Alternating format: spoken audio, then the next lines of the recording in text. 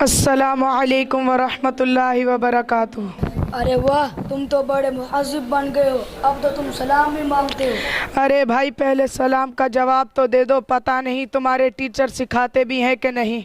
हमारे टीचर हमें सलाम सलूम नहीं सिखाते। हमारे टीचर सिखाते हैं सुबह को गुड मॉर्निंग कहो, शाम को गुड इवनिंग कहो, रात को गुड नाइट कहो, बस। ओ भाई, मुझे तुम पर अफसोस होता है। तुम इस्लाम की बातें नहीं सीख रहे बल्कि उल्टी सीधी सीख रहे हो।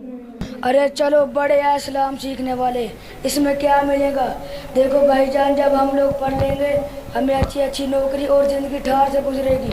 देखो भाई, आप दुनिया ही को देख रहे हो, ज़रा दीन को भी तो देखो। हम लोग मुसलमान हैं, हमारे उस्ताद जी सिखाते हैं हर मुसलमान के लिए ज़रूरी है वो इल्म दीन सीखे। देखो भाईजान, ये सब पुरानी बातें हैं, इसमें कोई जान नहीं। क्यों जान नहीं? अगर आलम दीन ना होता तो आदमी अंधों की तरह होता। इसको मसाइल की पहचान ना होती, इसको आराम व हलाल की भी पहचान ना होती। हदीस में आता है वो जिस्म जन्नत में जाने का हकदार नहीं जिसको आराम रोज़ी दी गई हो। और एक हदीस में आप सल्लल्लाहु अलैहि वसल्लम ने कसम खाकर फरमाया, जब बंदा अपने पेट में हराम लुकमा खाता है तो 40 दिन तक इसका कोई अमल कबूल नहीं होता। देखो भाईजान, हम दुनिया में कितने ही पैसे कमा लें, आखिरकार हमें मरना ही है। भाईजान, आपको भी दीन के बारे में कोई मालूमात है? हाँ, इस दुनिया में तो अकेला मुसलमान थोड़ी है। अच्छा, तो मुझे दीन के गुस्ल के फ़राइज़ तो सुनाओ तो जानूँ आपको भी कुछ आता है। लो सुनो, इसमें क्या बड़ी बात है।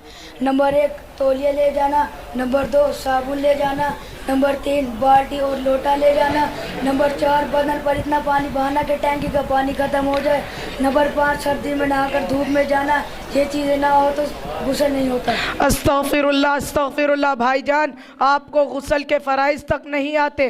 गुस्ल के 5 नहीं बल्कि 3 फ़राइज़ हैं। नंबर 1 कुली करना, नंबर 2 नाक की नरम हड्डी तक पानी पहुंचाना, नंबर 3 पूरे जिस्म पर इस तरह पानी बहाना कि जिस्म का एक हिस्सा भी खुश्क ना रहे।